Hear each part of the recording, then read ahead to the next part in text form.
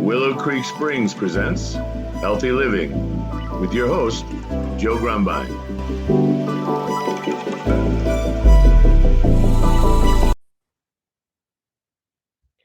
Well, hello and welcome back to the Healthy Living Podcast. I'm your host, Joe Grumbine, and today we've got a very special guest. His name is Dr. Alan J. Bauman, MD, and he's a acclaimed board-certified hair restoration physician. He's got over 28 years of experience in his field. He's the founder and CEO of Bauman Medical, an international leading treatment center in the field of hair restoration. And you know what? Let's just stop right there. You've got all of these claims to fame and all that, but let's talk about what you do. Doctor, welcome to the show. How are you doing today? I'm doing fantastic, Joe. Great to be with you. So, hair restoration, I have had guests on this show. I've had over 200 guests in the last 3 years, and we've talked about everything from, you know, heart disease to penis enlargement, but we never really have gotten into hair restoration. And we were just talking briefly, I just got through chemo. I lost all my hair for the last year, and now it's coming back, and I'm wondering what it's going to be like. But, it's a thing for so many reasons. People find themselves going from a full head of hair to not so much, and it affects people in a lot of ways. Why don't you tell me a little bit about, first of all, what got you into this? 28 years of putting people's hair back together. It's a very niche career. Yeah, well, certainly my journey started well before I went to medical school. I always thought that plastic surgery was going to be the thing. I was mentored by a very prominent plastic surgeon on the Upper East Side of Manhattan. He was a close friend of the family and introduced me to surgery essentially before I could drive a car. And Wow. but the most exciting thing was, aside from watching him operate, which was totally cool, I was able to get into an OR, different than obviously what you could do today with Discovery Channel and Snapchat and all the Right, social right. media stuff. This was a glimpse behind the closed doors, anything beyond what you would see on General Hospital, I love it. or ER, or whatever it was, emergency 911. This was a glimpse into truly the way that he could change lives and change form and function with the stroke of his hand and the stroke of a scalpel. Just fascinated me from the time that I was young. You And know so, what's funny is my dad was a foot surgeon, and when I was a kid, this is in the 70s, and my dad used to, have his photographer shoot film, and this was like Super 8 film. yeah. And every once in a while, my dad would be reviewing his own surgeries, and he'd let me sit in there, and I would watch him cutting open somebody's foot and pulling things apart. And I get it. The fascination was amazing. Yeah, so I've always been good with my hands. I was fascinated by the procedures, the surgical procedures, obviously. But it wasn't until many, many years later on, probably a decade later, did I even consider hair restoration or hair transplantation as even a viable procedure, not even something that I would want to do or perform. Right. And it was actually during my training in plastic surgery as a general surgeon at that time, I met someone who had had a hair transplant. And in the 1990s, I don't know if you recall, but every procedure that I ever saw, it looked pluggy, it looked Yeah. nasty, and just had everybody thought it was painful and pluggy. It looked Uh, like carpet. Somebody had stapled some carpet pieces in there. yeah. So when I met this particular patient, and of course I hadn't even thought about hair at that time, I could, his hair transplant looked 100% natural. And I had to ask him, I said, listen, I know you had a hair transplant. I know you're getting some other procedure done today. Can you tell me about how that went down?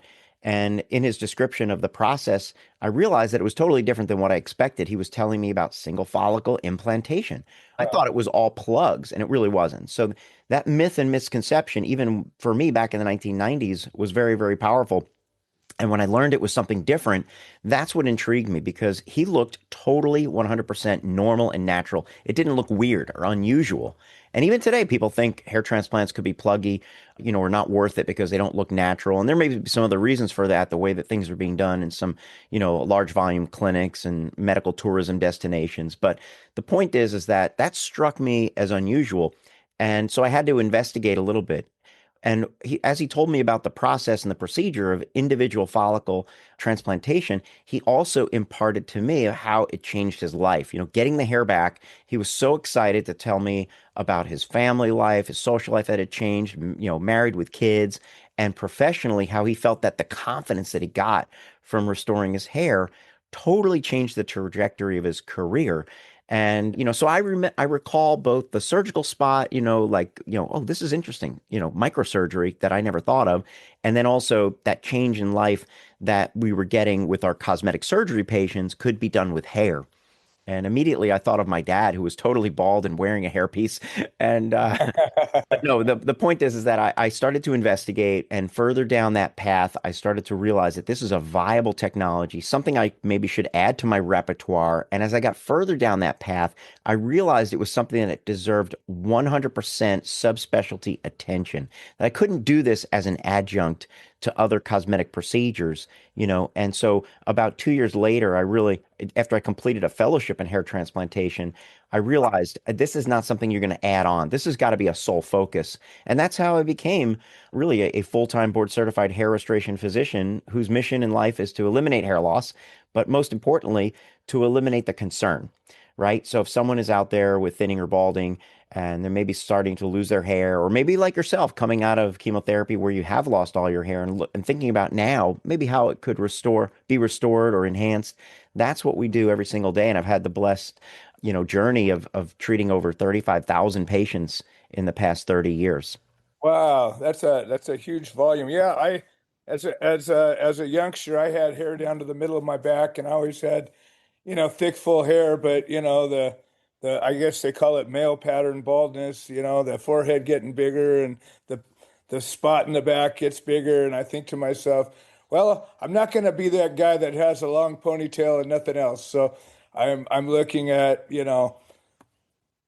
letting things take its course. But listening to you, I think to myself, huh, I wonder what other options there are. So 35,000 people, and each of these people, I don't suspect they've all gotten the same treatment. Tell me about the different ways that you approach this. I mean, I wouldn't imagine you have a one size fits all solution. Not at all. In fact, my philosophy in my practice is a personalized approach. So, it always starts with the precision diagnosis because there could be many reasons for hair loss. Obviously, chemotherapy, of course, knocks your hair right out. Genetics, you mentioned that too. So you have a dual diagnosis already. You could have inflammation at the level of the scalp. You could have an autoimmune condition. You could be a woman who's wearing hair extensions or tight braids and causing traction alopecia. You may have had some surgery in your scalp or in your brow, either cosmetic or therapeutic. We have patients who have been injured by trauma or burns or accidents who have lost hair to scarring types of alopecia. So you got to know what the diagnosis is first. So the precision diagnosis leads us to then the analysis of what's going on at the level of the scalp.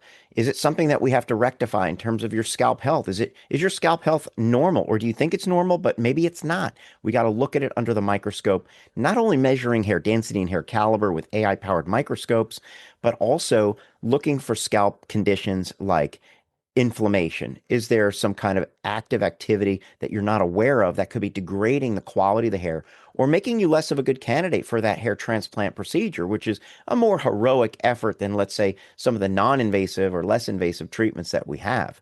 So we always start with the least invasive things first. Once we have that diagnosis and that baseline evaluation, what is the goal? What are we trying to accomplish? We want to hear from you. Is it just to maintain? Maybe just enhance a little bit, or maybe it's a complete, like I say, heroic restoration, like my dad or someone with extensive hair loss needs. And so, So you talk about inflammation. I obviously this is a healthy living podcast. sure. Inflammation shows up on every level of every problem of everywhere you look. Yeah, for sure. Inflammaging, I mean, is like Yeah. that's the buzzword today that seems to be triggering so many different signs and symptoms of age as well, not just in your skin and your hair, but everything, No, every other every organ. part of your body. And I wonder, are we just understanding, your body's natural response to problems often is inflammation. So y- y- you have a problem, your body says, "Oh, well, let me go help you," and sends over some fluid or some things that cause it to swell up. I'm obviously oversimplifying things, but in a nutshell, that's kind of what's happening. And then that swelling causes more problems. Sometimes, yeah, sometimes your body's trying to help you, but it could be degrading the quality and the quantity of your hair. So let's just say, for Right. example, you have a scalp health issue, whether it be seborrheic dermatitis, which is inflammation, psoriasis of the scalp, something that's causing a lot of inflammatory reaction. Well, think of your scalp like the soil for the plant, right? Which is the Right. follicle. If there's a lot of those inflammatory growth factors around and other markers of inflammation, the follicle doesn't respond very well to that. It certainly can grow a thinner, weaker, wispier hair over time. It can certainly develop a hair fiber that loses its aesthetic value. And so, that's why scalp health is like the new frontier. In fact, I have an entire department here in my 13,000 square foot facility in Boca. We'd also have a small location in New York City, but scalp health is critical. I have an entire trichology department. That's the health of the scalp and the hair. Wow. And I so, like that. there's a whole team of people that are going to rectify and deal with your scalp health issues. And I have patients that we operate on for transplantation. They have to go through the scalp clinic first because their scalp is so bad. And Yeah. then after the procedure, once the healing is complete, guess what? They're following up in the scalp clinic to make sure that the scalp stays healthy so that the follicles that we transplant will live and grow in a healthy kind of way. That was my next question was, if you were to do a surgery right away, somebody comes in and says, I don't care about all the other stuff, just give me some new hair and I'll pay for it, whatever it takes, right? And you look at him and you say, well, if the guy's scalp isn't healthy and you were to go and do that and transplant all this new hair on there, wouldn't it suffer anyways? Yeah, so that's a fool's journey, right? So it's really critical. Obviously, the scalp health is something that could be chronic. It could be, flaring up or ongoing. It needs to be handled. You're not going to hire the landscaper to come in to fix your garden until you have the irrigation in place. So that's the Right. blood flow. You're not going to have good sunlight on that garden. You're not going to grow a good crop. And so you want to make sure that you've got, other therapeutic interventions, treatments ready to go. But, that brings us to another concern that hereditary hair loss is chronic and progressive. You mentioned receding hairline, thinning in the crown. Those are the common signs for male pattern. Female pattern typically happens diffusely around the frame of the face, could be the temples, the frontal zone where you get diffuse loss. But Uh-huh. if we transplant into that area, we're taking the permanent follicles that are immune to hereditary hair loss from around the sides and the back of the scalp. Well, guess what? Those live and grow forever in the transplant zones, but your other hair still remains at risk. So that's why ongoing medical therapy, or at least some attention to the chronic nature of hereditary hair loss, needs to be addressed at the time, way in advance of your transplant. Right. So I'll give you a great example. Guy comes in, saw him yesterday, 25 years old. He's got a deep receding hairline. He looks obviously 10, 15 years older than his stated age, and it's very advanced. The first thing on his mind is a transplant, obviously. But if we transplanted his hairline, and we did not address the ongoing loss, this guy's going to need another transplant in a very short period of time, maybe just 3 to 5 years. Whereas Wow. if we can treat his other hair and preserve it, he may not need another hair transplant for 10 or even 20 years, perhaps. Okay. So, Preservation first is an yeah, important I like it. I philosophy. like it. Go after the easy stuff. It's funny, like, in my journey through the oncology world, it seems like they don't have that approach. Like they just go hit it with your standard of care, and that's what we do. And I was like, well, why wouldn't you want to try the thing that might hurt you less and maybe help you first, and then go on to the thing that will maybe help you and will certainly hurt you Mm. instead of doing it the other way around. And I like the way that you're going at it, but it almost seems like the only way that you could go about it and be successful. So how Well, many? what's interesting out there is that, look, surgeons have a certain proclivity to want to operate and do surgery. And Sure. I get it. I mean, I love to do surgery.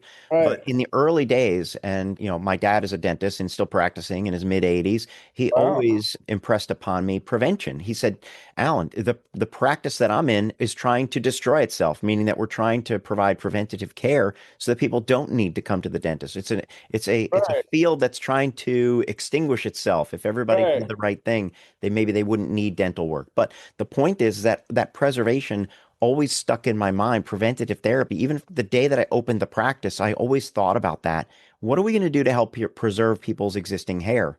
And that's a critical step. But most surgeons neglect that step. And certainly, if you're in a rush and everything that you're doing is just all about the surgery, you're traveling to a distant location or a chop shop clinic or whatever, They're Right. not even going to spend 2 minutes talking to you about how to preserve your non-transplanted hair. And that's where people get into trouble.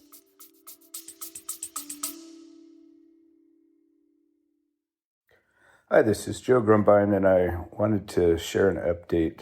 The platform that hosts this podcast has made some changes to the subscriber settings, and we have a number of subscriber-only episodes that we offer to the supporters. And for a minimum of $3 a month, we can get you signed up.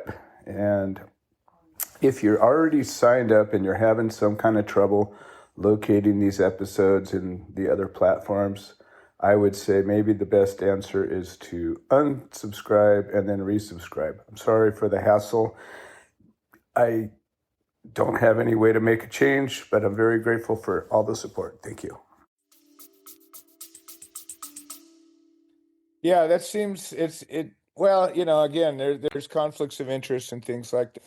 And that's prevalent in everything. So I'm glad you've got the, I don't know, the integrity to go about it for the reason that you would think a doctor would, to actually help people. Well, I have a simple filter for the practice. If it's good for the patient, then it's good for us. There you And go. we have a lot of discussions about how to alter surgery, change, and improve what we do. Even 15,000 procedures later since the day one, we just had a meeting literally this week about visiting a physician and his team and how we work together, what we learned from them, what we learned, what we could do, what we shouldn't do, and how are we going to continue to improve and move the needle forward. When it comes to providing a better experience for our patients, better results for our patients, but not at the sacrifice. Maybe we want a faster result, but not at the sacrifice of quality. So it's a Absolutely. simple process. If we can do more in less time that's comfortable for the patient, great. But if it comes with a price that's not as good quality, forget about it. That's not what we're up to. That's not my gig. So yeah, it's a very, very, it's a careful filter. If it's good for the patient, then it's good for us. And that's as simple as we can make it.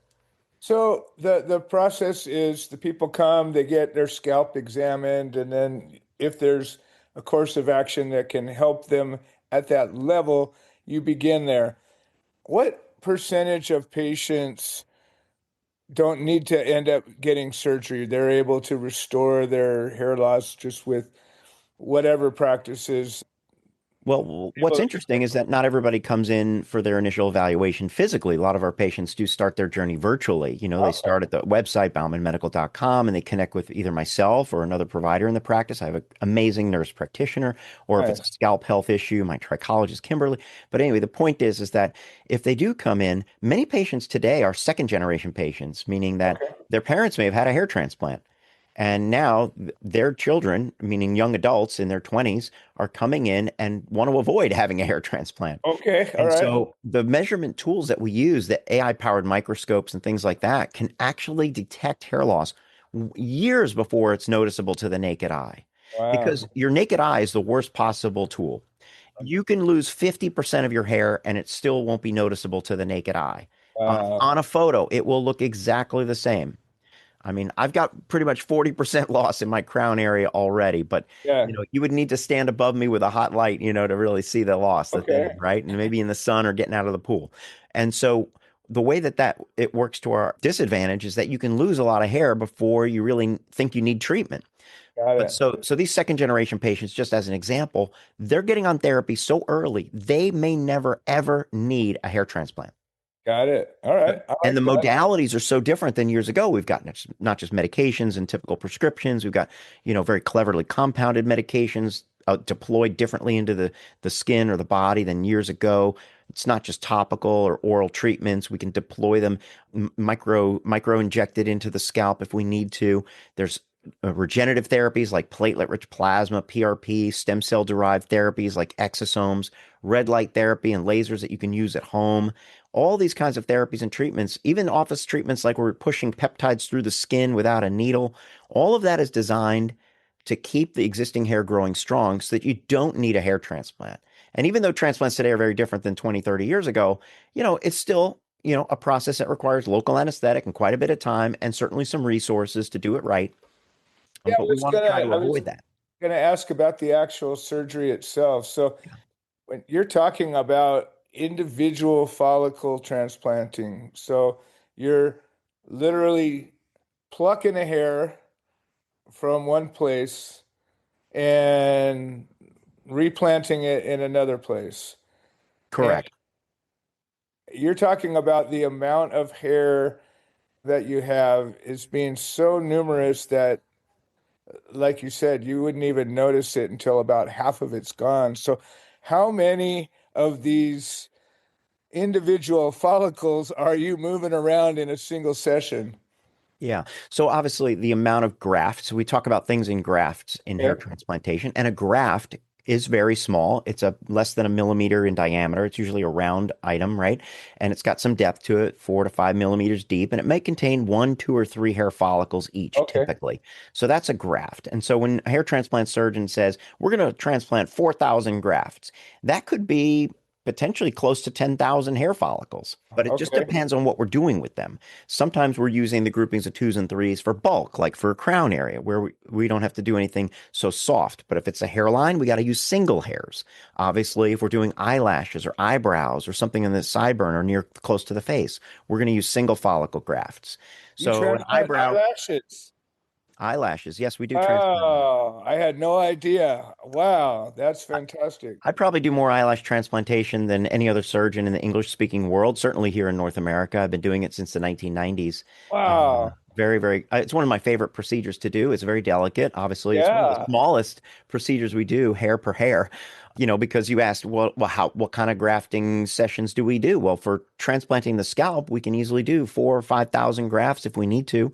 Sometimes we repeat those sessions for extensive hair loss. Like my dad, he was totally bald under that hairpiece. He needed about Yeah. 9,000 grafts to get that was multiple sessions, obviously. Yeah. And so in a session, how long does that generally go for? So you're dealing with a local anesthetic, not a Mhm. general anesthetic, so the person is still conscious while it's happening. Uh, Correct. Here in the United States, most patients for hair transplants are done under local anesthetic with a little sedation. So what does that mean? A little Valium or something for okay. relaxation, local anesthetic as a ring block or an area where we're going to put the local in and everything above that is completely numb for the day. And Okay. a procedure day could be 5 or 6 hours in the chair Wow. with a little break for lunch, trips to the restroom and back, a snack, Yeah. we Not keep you like a hydrated. open heart surgery where you gotta just keep that thing moving until it's done. I mean, you're able to kind of pause if you need to because it's not, Correct. yeah. Yeah, it's kind of like a long plane ride, Okay. we don't have, a cocktail cart, but we can keep Right. you happy and well fed in the process and relaxed and so forth. And so some parts of the procedure you're laying flat or on your side or on your belly if we're harvesting, for example. You're going to be listening to music usually during that part or Okay. snoozing. And a lot of people do snooze through that Yeah. harvesting. And I then would. when it's implanting time or recipient making time, you're like kind of reclined back watching a TV up on the wall, and that's it could be Netflix, music, movies. My team will encourage you to, karaoke, whatever is needed. It's not uncommon. There's one Don't team want to that's be like, moving around too much though, right? yeah, yeah. I mean, you can chime in a little bit, but though it's a comfortable day, and that's the other piece of the puzzle that people think a hair transplant's like an adult circumcision. It's not like that anymore. We Yeah. don't take a long strip of scalp extracted with stitches or staples. We don't do that process anymore in my practice. We're doing only minimally invasive work. So the instruments are microsurgical. That's what the loops are for, less than a millimeter extraction site, and those follicles are plucked one at a time, and they're placed into sites that are typically smaller than a millimeter in width. So it's a very interesting process. It's kind of like painting a picture in slow motion because you have to plan for how it's going to look 6 or 12 months down the line. And the artistry is not just the design, so that it's not a straight line or looks contrived or cartoonish, obviously, but Right. also the angle and the orientation, the position. So it's a very rewarding procedure to do artistically because every single case is different. I've never done the same thing twice in 15,000 surgeries. Yeah, I've had a couple of cosmetic surgeons on as a guest, and it's interesting like you say, the artistry of the craft. It's when somebody actually cares about what they're doing and they're doing restoration or, I mean, doing it for a good reason. There's really a lot of care and concern into the way they're doing it and the levels of depth to how it could be. Like you said, you could stick somebody's scalp together and go, okay, you're full, but not really take that care. And if you look at it sideways, it might, look like somebody just cut you out of a cartoon. And Yeah. if you do it well, it's going to appear natural and like nothing ever happened. I think everybody knows, like, from our childhood, whether it's a book report or a diorama or something that we were asked to do in school, Right. there's some kids kind of slapped it together just enough to get by. And then Yeah. you look at this other one, you're like, wow, there's Wow. just something special about that. What is going on there? And you can Right. obviously tell that somebody took some time. And so both of those things got to the finish line. But the question is, what was the time, effort, and energy that was put into it? And how did it look when it was all said and done? And so a surgical procedure is just a more elaborate diorama, in my Dude. opinion. It requires a consistent effort and concentration. And, certainly I guess there are people out there kind of slap it together, and then there are others that take more time. And I'm really concerned about how it looks in the end. Right. And then the end result, the payoff, is how it makes the person feel. Oh, So that's the absolutely. thing. So when you turn the clock back for someone, and when you make them look 5, 10, 15, or in my dad's case, 20 years younger with a head of hair, Yeah. or any patient that we've treated, that's the boost that I get. Every single day, I get patients that come in, they're 6 months out, halfway grown, 12 months out, fully grown in. I mean, I get a chance to see how it's changed their lives. And that reminds me of that first patient that I ever met, even the one that I didn't operate on, the one that I first saw who had a good looking hair transplant. And that's the payoff every single day. I mean, it was a quick Well, 30 years. that and you get hundreds of walking billboards talking about how great everything is. So Well, another Joe, payoff on top of that. that's something different. That's more recent. I Yeah. think, they always say, like, when women get a breast augmentation, they're always happy to show it off to their friends. Oh, like, Right. here, look, see, feel, touch. Yeah. Yeah. Men, I wouldn't say it's been like that until recently when it comes to hair Okay. transplants. But, Got in it. the old days, it was very, very much taboo. Yeah. And Yeah. That's even to the true. point where my parents thought I was crazy for going into the field of hair transplant. They're like, what are you going to do? Hair plugs? I mean, they couldn't believe it. But today, people are shouting it out literally from the rooftops, from Instagram and Yeah. Facebook Yeah.